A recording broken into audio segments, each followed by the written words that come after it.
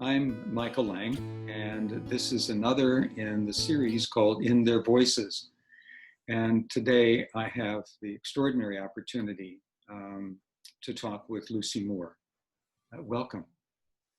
Thank you, Michael. It's a pleasure to be here. Great. So I wonder if you would begin our conversation by saying a little bit to help people who are viewing this video, help them get a sense of who you are, what you have done. Introduce yourselves to a viewer. I'd be glad to do that. And let me just discuss. It's just great to be with you, Michael. I'm looking forward to our conversation and very much feel that you're a part of it. So I'm embracing you, although we're like many miles apart and screens next to each other, but such is the way it is these days. I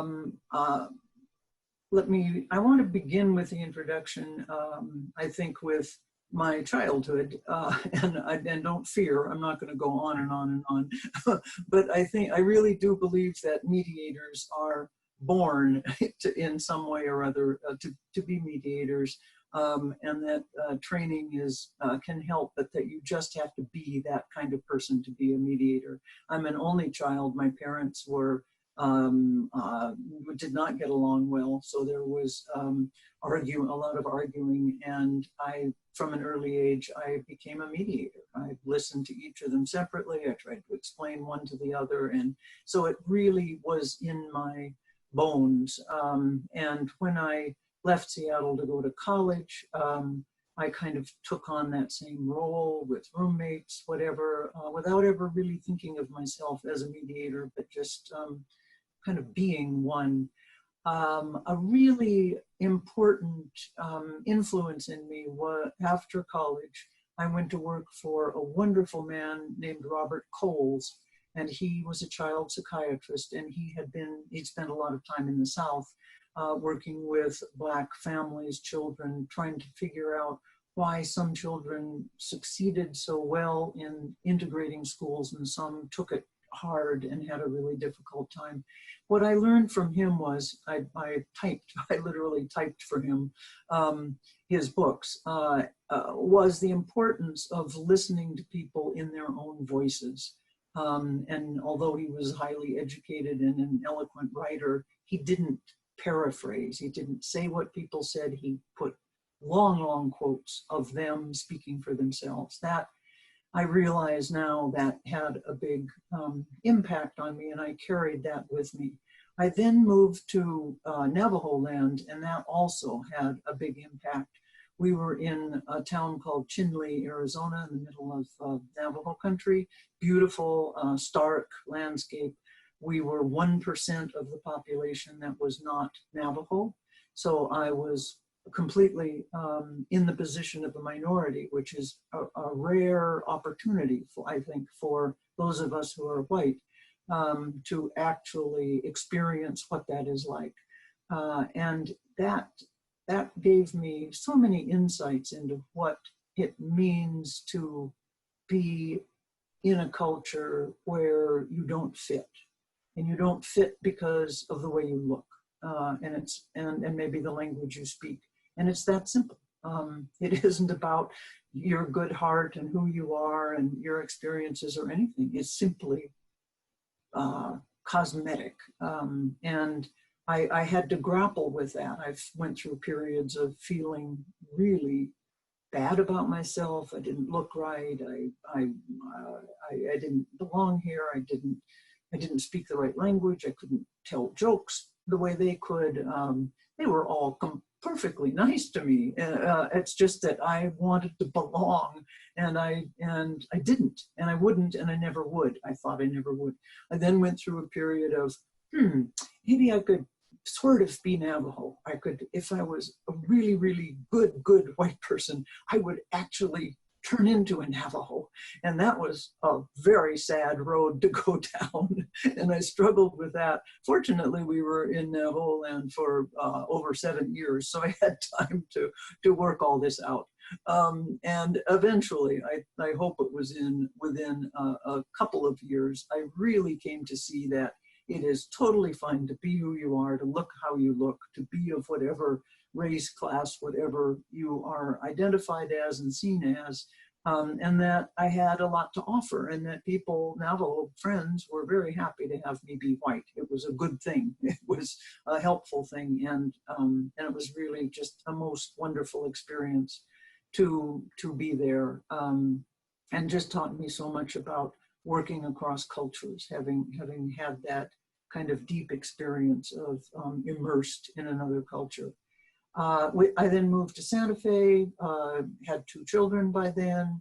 I went into kind of had no particular profession. My path as a mediator is not like most people's. I didn't know that's where I was headed. There was no graduate school. I have a BA in modern English and French history and literature, and that was it.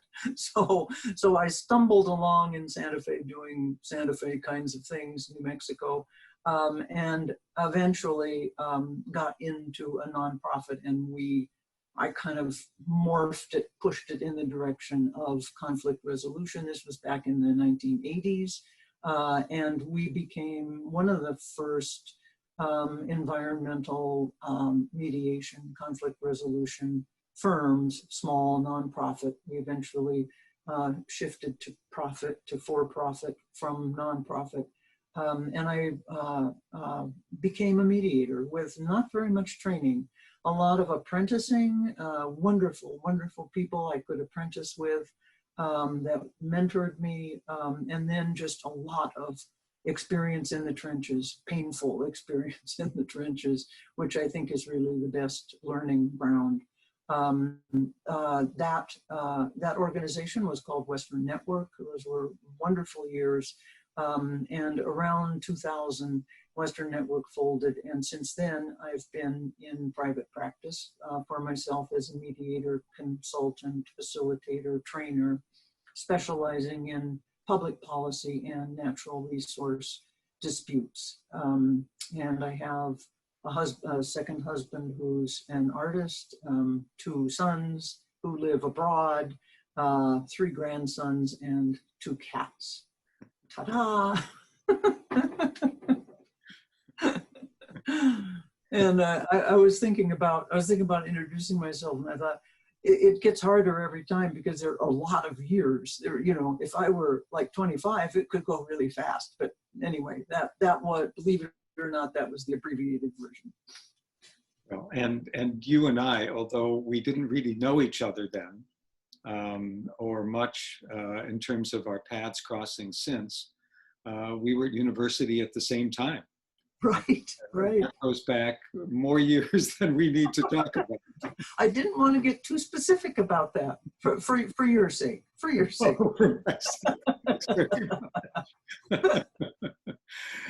I never shy now from talking about my age, or I don't boast about it. I am what I am, and yeah. I'm reasonably comfortable in my wrinkled skin. I'm comfortable to be in my skin. I'm not happy that it's wrinkled, but that's a whole other program. That's exactly right.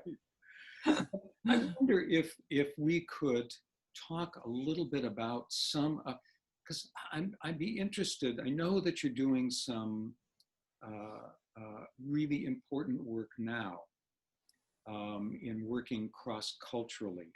And I'm wondering if you could talk a little bit about the history of your work.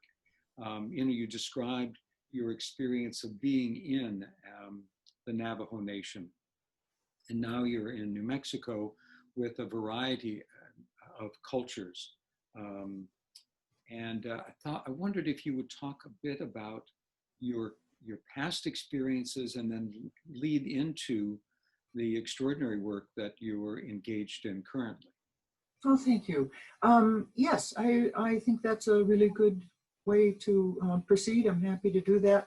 Please be sure to interrupt. Whatever. Let's talk. I think I'm really lucky to have been on this multicultural, cross-cultural path as a mediator. Much of my work, all my work now actually involves tribal entities or communities.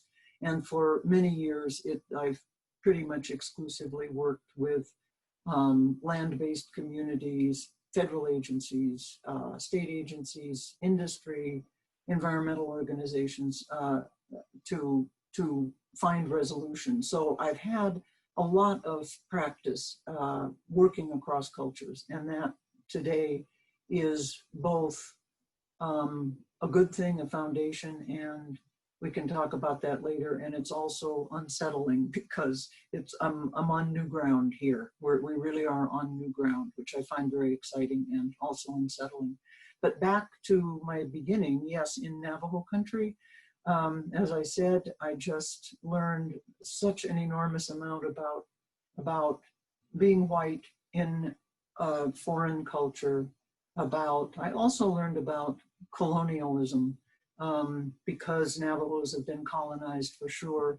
And although the last thing I felt like coming from college to the middle of Navajo land in the late 60s, the last thing I thought I was a colonist. In fact, I was very much pro-Navajo and pro-Navajo culture, and I was there to help liberate and whatever they needed.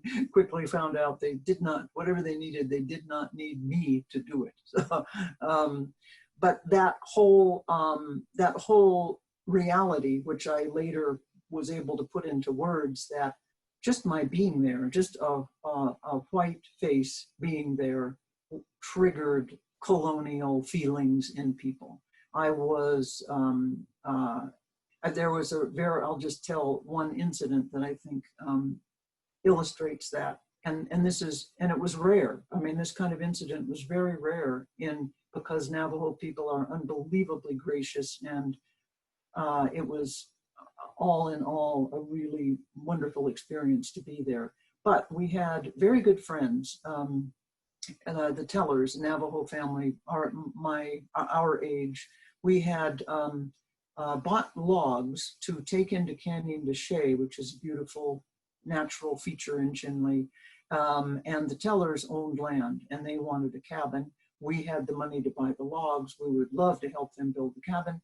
We went in one weekend with our truck full of logs, unloaded them. The two couples are standing there, Navajo, Ben and Irene, Lucy and Bob. And we we're looking at this pile of logs, and Ben is looking at us expectantly. And I say to Ben, Ben, where do we start? How do we start? He says, well, it's up to you. I'm like, Ben, I don't, Bob's a lawyer. We came from the city. We don't know how to make a log cabin. You've built hogans, please, just how should we start? He's like, well, you can start different ways. It's up to you. Oh, it was so uncomfortable. This went on a very long time. Finally, I got him to say what the two ways were. You could put a post in each corner and put the logs in between, or you could lay the logs one over another like that. And, he said, so which one do you want to do? It's up to you. I don't know. We're just your helpers. You're the boss. And he said, well, it's better to put posts in and put the logs in between. That troubled me for a very long time, that experience. And I really think it had to do with a feeling that Ben didn't want to control, a message that he wanted to give us that we were not all that smart. And we didn't think we were arriving all that smart. I mean, I thought that we were humble in all kinds of ways, but he just wanted to be sure that these white people didn't think they knew everything, and he was going to make them feel what it feels like to have somebody expect you to know something when you don't know it, which I think he had been through in school a whole lot.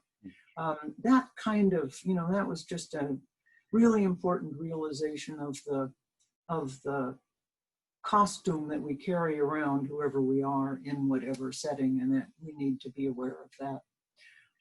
So in my mediation work here and throughout the country with tribes, I early on began to see the level of anger and historical trauma that works itself to the surface in people that are at a mediation table. I had a case that involved the Bureau of Indian Affairs' desire to rewrite regulations for Indian boarding schools around the country. There were, I think, 112 boarding schools run and paid for by the Bureau of Indian Affairs at that time.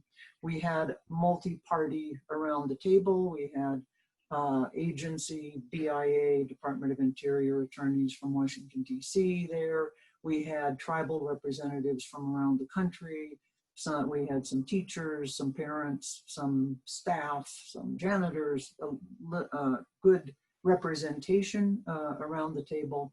And at our first meeting, a woman from, she was a Lakota woman from South Dakota, kind of burst through whatever we were doing and with this impassioned speech about what had happened to her people in the 1890s when the cavalry had brought smallpox-laced blankets to them and so many of her people had died. And she had heard this story from her great-grandmother and from her grandmother and from her mother, and it was still alive and well, and she was crying.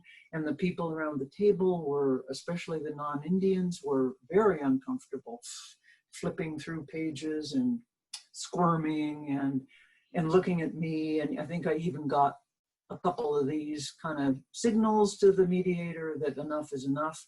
And I eventually brought her kind of to a close. What happened was we had a total of 6 meetings, 1 a month for 6 months.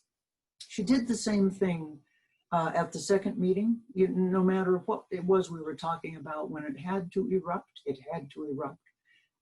At the third meeting, I just thought, whatever I'm doing is not working because she's needing to do it every single time. I think we're all understanding what she's saying and sympathizing with her, but it's not working. So I thought to myself, I need to really hear her. I need to really listen and hear what it is that she's saying deep in my heart, in my cells, not just the mediator's ear and brain going, how much longer is this going to go on? How can I intervene? What have I learned about intervening, blah, blah, blah. I turned all of that off and I took it in and I felt what she was saying. And at some point I said to her, I think I really understand. And I did some paraphrasing of what she had said. I repeated how painful this was to her, even though it had happened way before she was born. I emphasized all of that. I said, we understand that. And I pulled a chair, an empty chair, up to the table, and I put it in there next to her. And I said, what you're talking about, history, really needs to be at the table. It is a participant at the table, and you have made me realize that, and I'm really, really appreciative of that. And she stopped crying and said, I think I said something like, do I have that? Have I heard you? Have I really heard you? And she said, yes, you have. And that was the last time she ever raised that moment of historical trauma.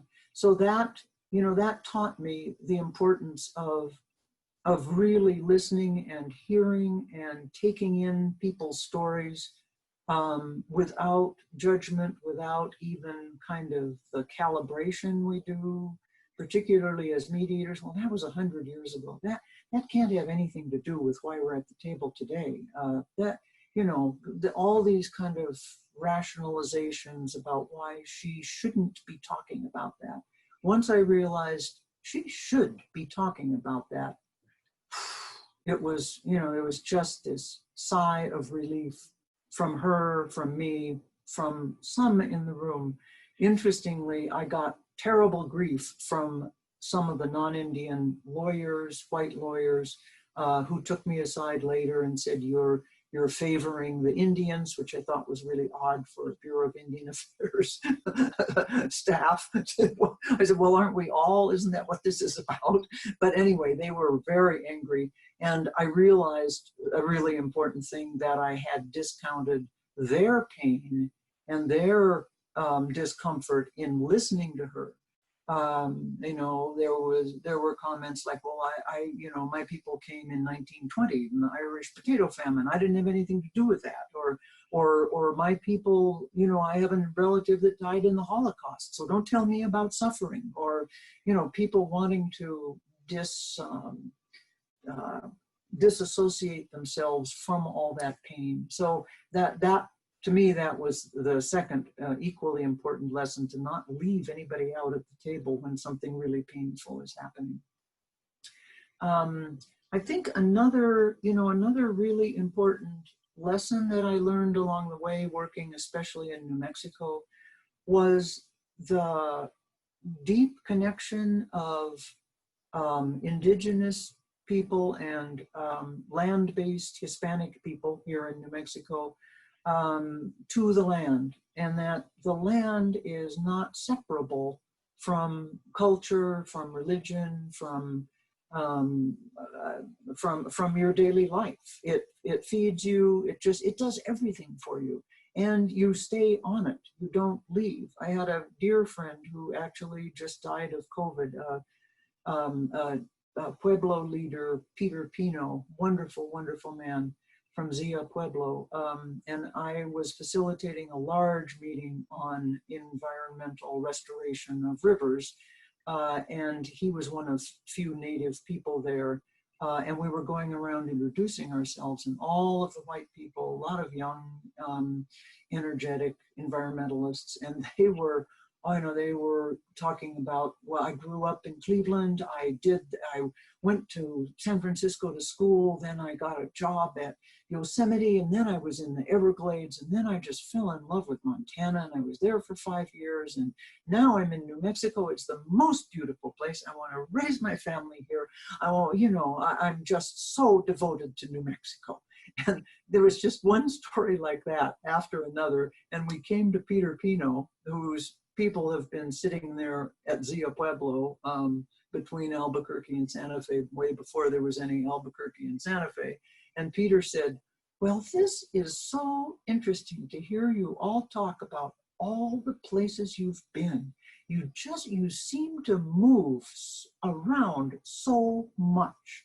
And I'm just wondering where your land is. We at Zia Pueblo have land. We know it's ours. We belong on it. We revere it. It means everything to us. It gives us everything.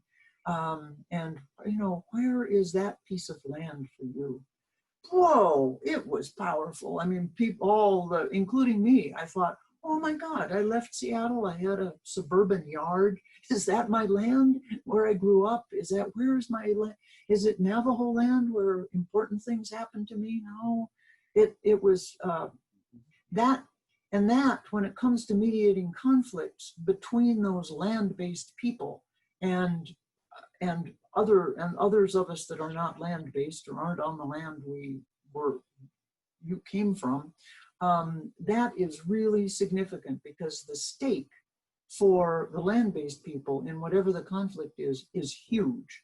For the environmental advocate who's advocating desperately for no logging in the forest, let's say, or protection of the spotted owl, or clean up this river, it's a cause. It's a cause. That person goes home to a condo in Albuquerque, wherever, has a life, has moved from somewhere, could move on next year somewhere else. It's entirely different. So that investment, that absolute life connection to that land and resources is a stark difference between those cultures. It's an actual culture of belonging on the land and having it be tied to every part of your life. And it has caused, I've done very interesting work in the past on with conflicts between environmentalists and land-based people. And this very difference I'm talking about causes real resentment and confusion and hurt back and forth. The environmentalists are, I'm devoting my career. I have a PhD in biology. I could be somewhere else, but I'm here devoting all my wisdom to this problem. And why don't these people like me?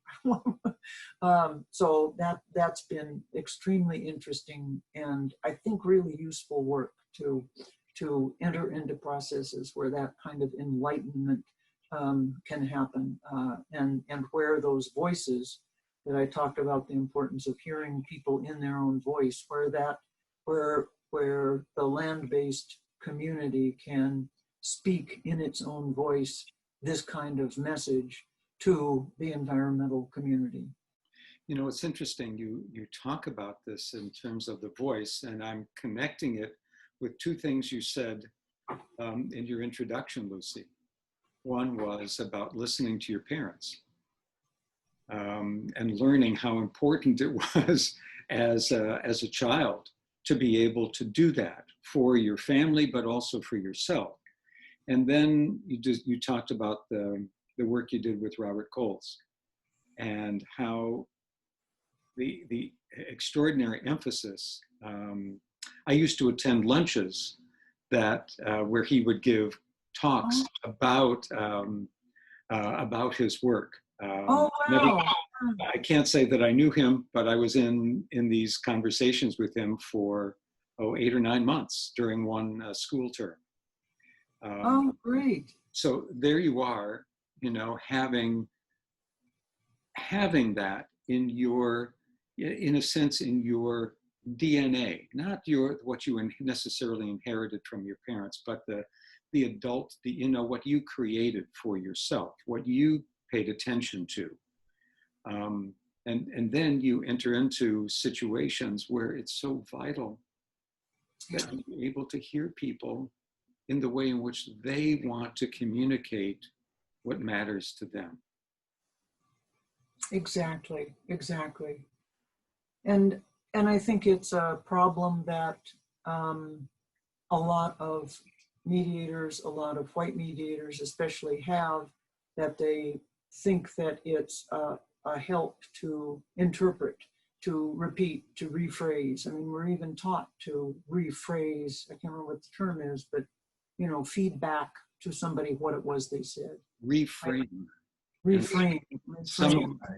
That's robbing them of their voice. And your voice is who you are. I mean, nobody knows how to say it better than you, no matter how passionate or confused or rambling or hysterical or angry or sad or whatever it is. That's your voice. And yeah, I really think it's something that we process people need to think about and not abuse those voices. You know, it's one thing to say, aha, well, we've had a morning of discussion about how it is we're going to restore the banks of this river. You know, I'm hearing this, I'm hearing that, I'm hearing this. You know, what about we carry forward this thread of, you know, whatever it might be. That seems to me that's what our job is, but Yes. but not to reframe what somebody has said. If they need to say it again, if somebody didn't understand, I can ask them to say it again. Tell me more about that part. I didn't quite understand it. Right. Yes, Yeah. the phrase that I loathe, and I really will use that word, is, so what I hear you saying is... Right, no. Please don't ever do that. Me too. It's so disrespectful. And that's, I have a problem with training. I mean, I think a lot of people think that that kind of listening and sensitivity and relating to people can be trained into you by training you to say things like that. And I think it's really destructive. I think it's not the right path.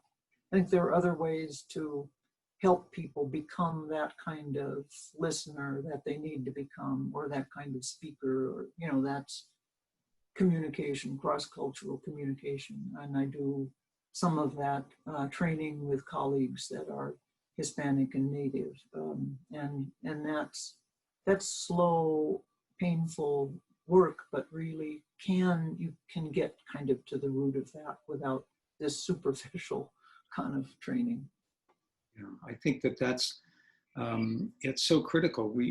I was listening to you tell the story about the Lakota woman who,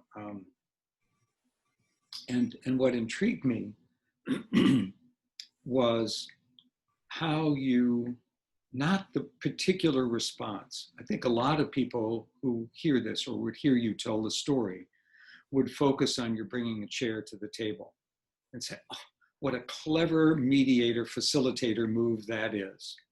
And completely miss the real meaning of doing that, and the real struggle that you as a mediator went through in order to understand how you could best be a support and a help to that woman.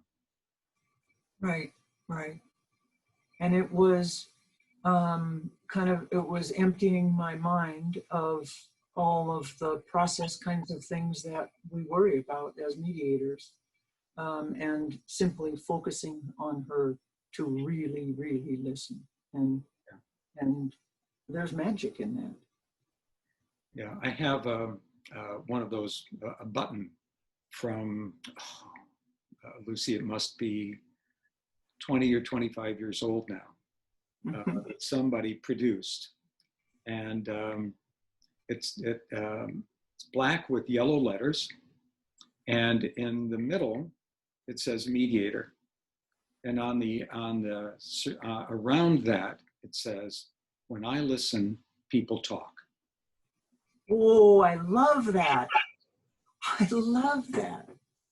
And it's coming to my mind, wow, in exactly. particular, as I listen to how you pay attention, because I think that's really a key, isn't it, to your work, and a valuable lesson to all of us. I think so. I think so. And I think it's harder and harder these days, with so much competition for our attention, important competition, scary competition, that need to just focus on each other one at a time, in that deep and total way is harder and harder, but just as important as ever. Yeah, because people then feel there's an honoring that happens, right, when we pay attention and right, genuinely listen, not just look for the clues that are going to give us the next intervention. right, right, right. And I think it's the ultimate form of respect, because when you ask a lot of people, a lot of minority people, what do you need? What do you really want here? It's like, I want to be respected. I want to have respect. And sometimes that's hard for the other side to figure out what that looks like. Well, I'm sitting here, I'm listening. I don't know what more I'm supposed to do. But I think that kind of total attention is real respect. Yeah, and so critical, because I'm sure that the interaction, the communication that you've described and the stories that you told is different. It's not only different person to person, of course, but culture to culture to culture. Right. That how someone wants to communicate, and I don't mean to make every culture monolithic and without the unique distinctions of each person within that. And yet there are some commonalities that you've probably been able to identify over the years that help you listen in a way that genuinely conveys respect to the person who's speaking. Right. And I think that goes across all cultures. I mean, there are things, I somewhere I saw a 3-ring binder that the State Department created many years ago that had tabs for every country. And there were like 3 pages behind every country. And if you were on your way to Laos, go to the L's and flip it open, and you would know how to get along in Laos. I mean, that is just such a nightmare. And I think one important thing to remember is that not only can you not generalize about a country like that or be superficial, but across culture, across the same culture, you can't just generalize like that. So many people want to talk to me about getting along with tribes because of my Navajo experience, and then all the work I've done since then with tribes. So I get calls from EPA and around the country, like, oh, we have this conflict.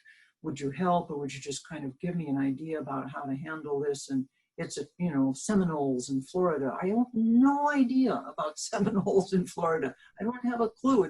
What do tribes really want? What do they? I'm not going to go there. Even something like silence, which is something that I have found white people abhor. Silence.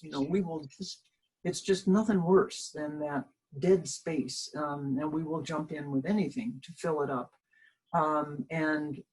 Many tribes I work with are very happy with silence, and in fact, they enjoy silence, especially if I know an environmentalist woman went to talk to a local Pueblo about something that she was undertaking that she thought was right up their alley, to stop a mine that would have contaminated their surface flow water in a river.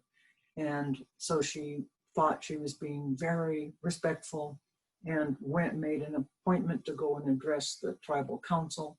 And she had maps and she had charts. She laid everything out. This is what I think we should do.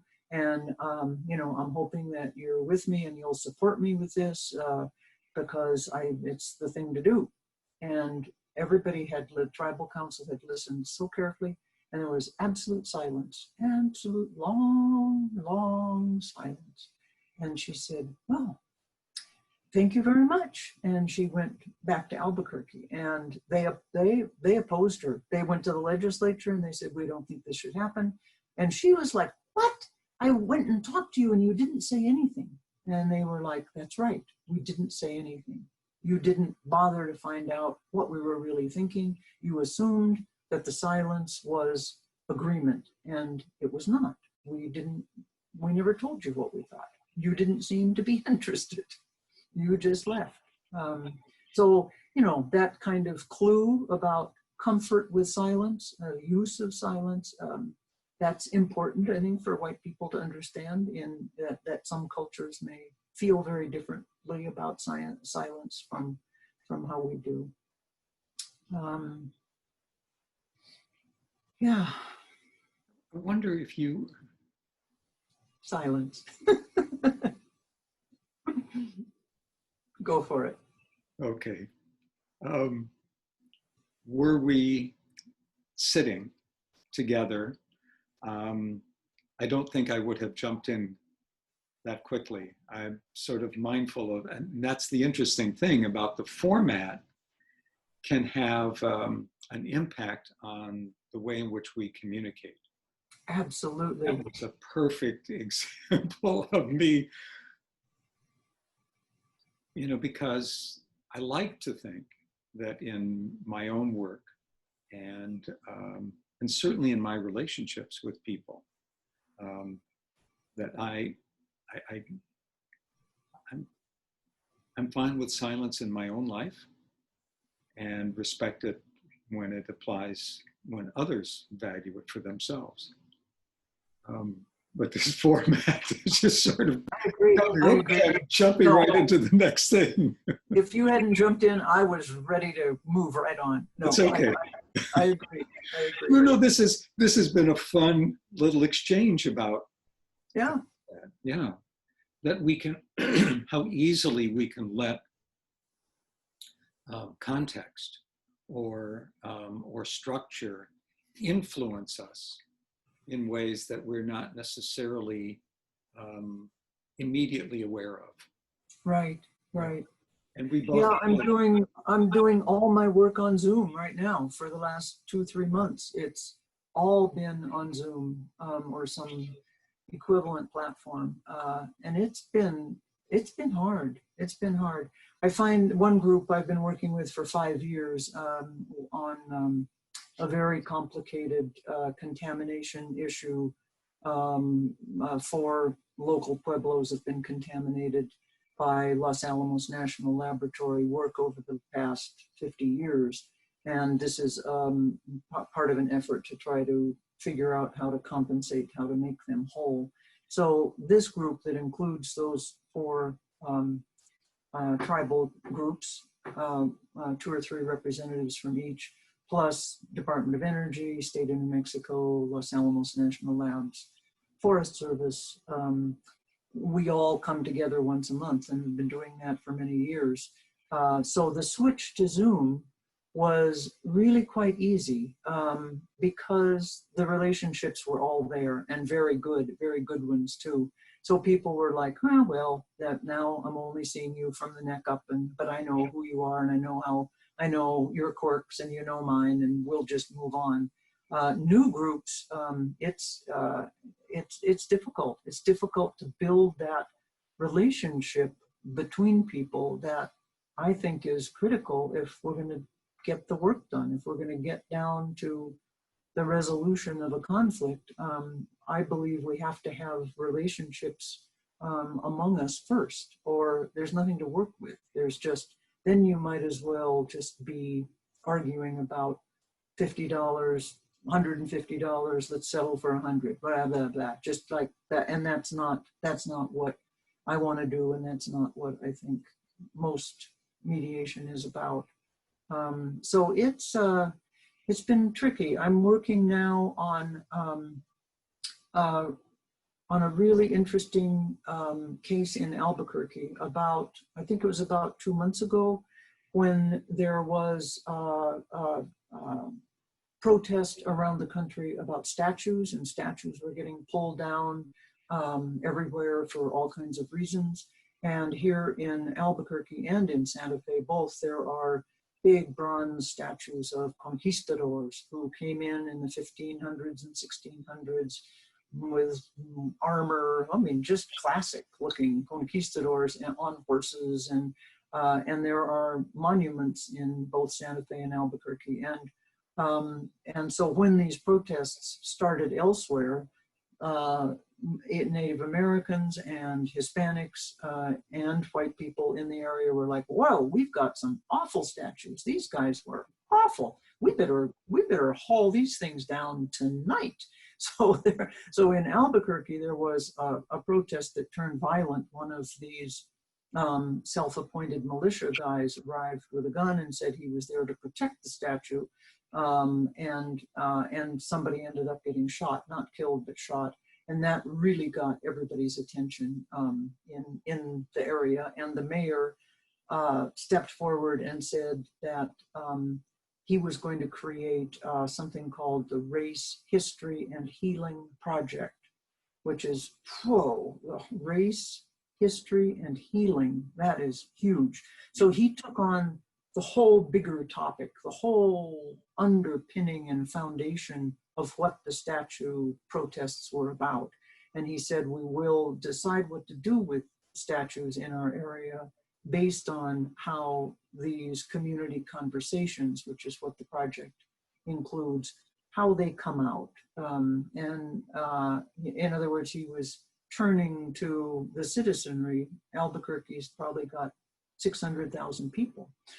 So he put together a team of facilitators. I'm one of 2 white facilitators on a team of 12. The others are African American, Hispanic, and Native American. And we have helped design and are facilitating endless numbers of these community conversations. So people can sign up for a time, not a place, because we're all on Zoom. So they sign up for a time, they get assigned a Zoom link, they pop up on my screen. You know, there might be 5 of them, there might be 10 of them, hopefully not more than 15. They are randomly thrown together, which is really interesting. They're not like, it's not geographic. They're not all living in the same neighborhood. They're not all farmers. They're not, they're just, it's just whoever said, I'm interested in this and I want to talk about it.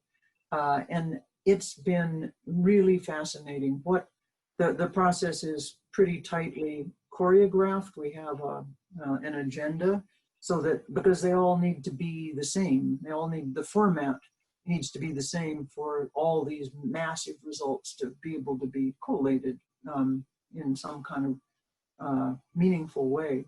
So and there's a series of 3 conversations. So right now we're in phase 1. Everybody's doing the same thing. Then there'll be a 2 and a 3.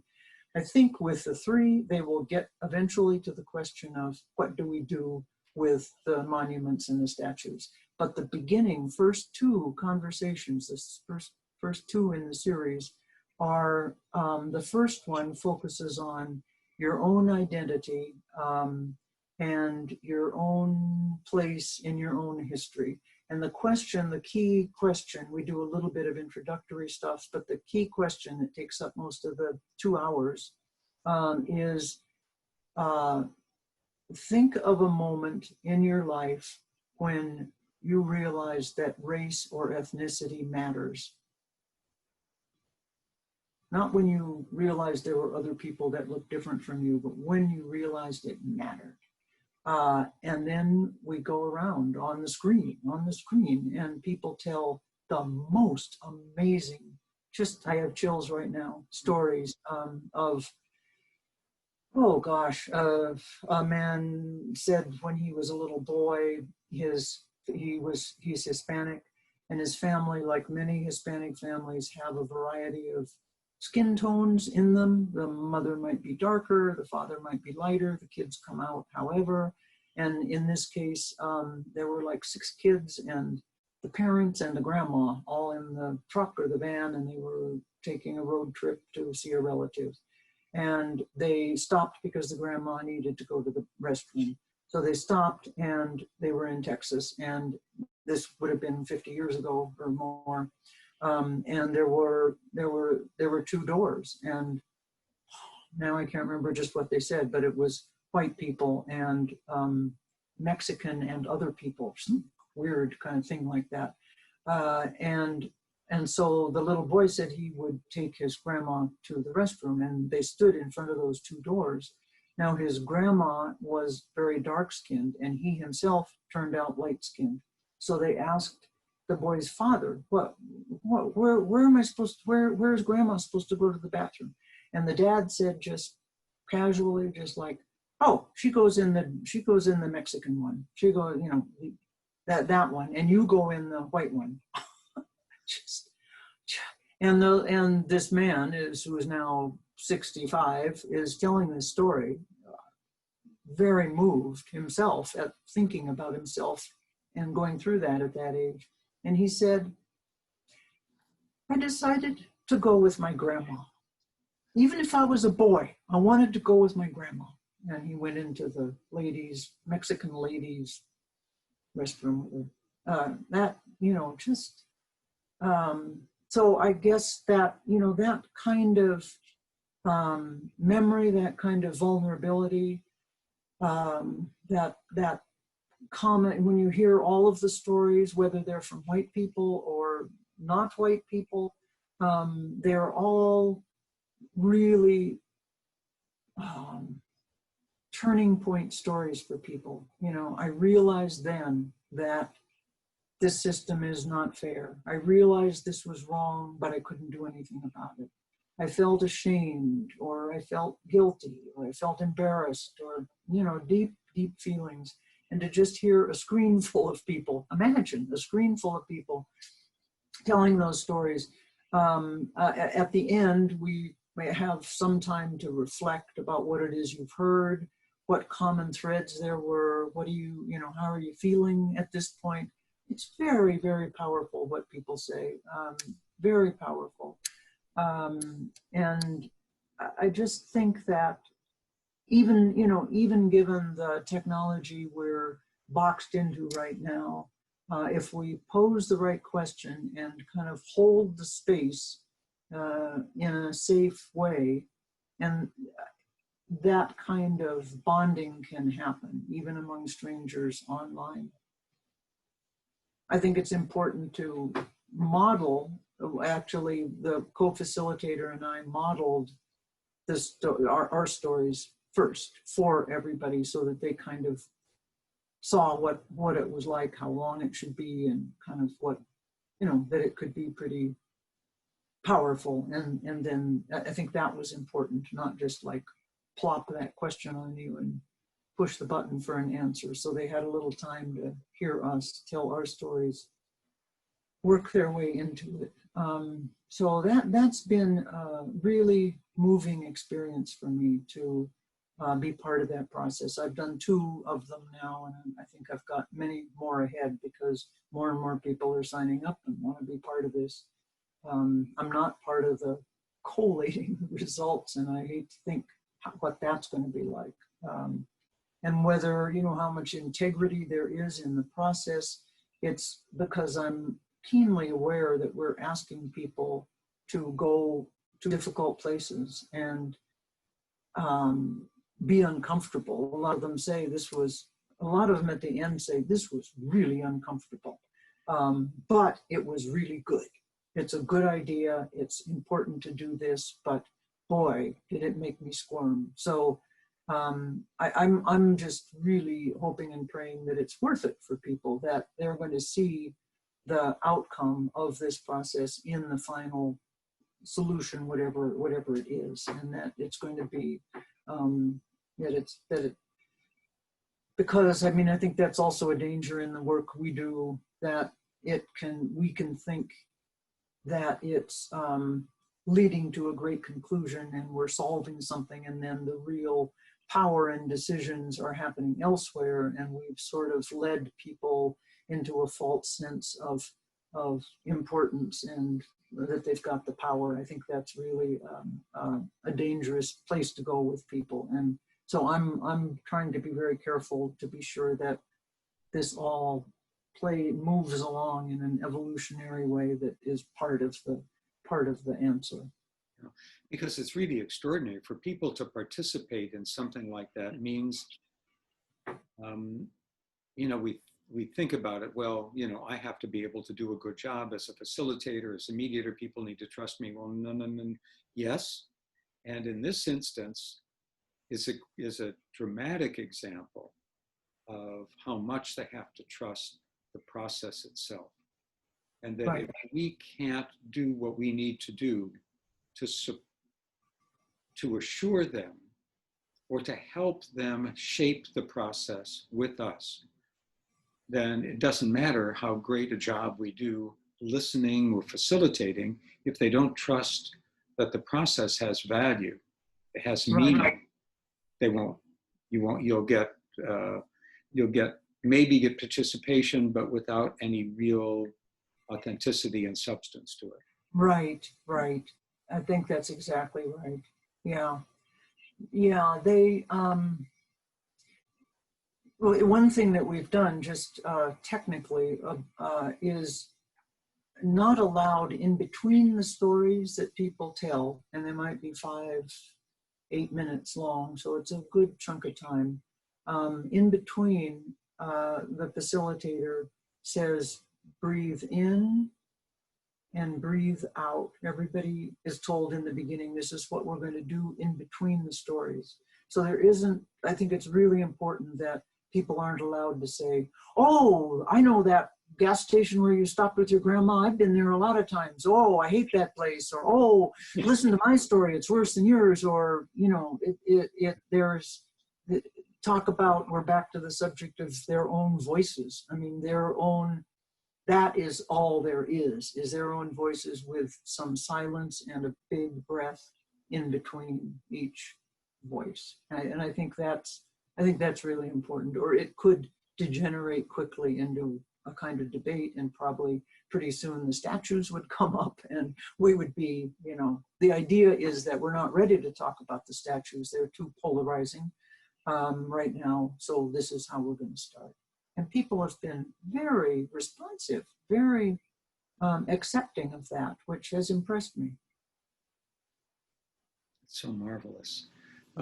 Lucy, we're coming to the end of our time today, at least this conversation. I want to thank you for just the privilege of talking with you and hearing your stories and learning more from you. And I'm so grateful for this time. Thank you. Michael, I'm very grateful to be here, and you are a superb listener, and from what I've said that that's like the most important thing. And I really, really appreciate it. Thank you. Thanks.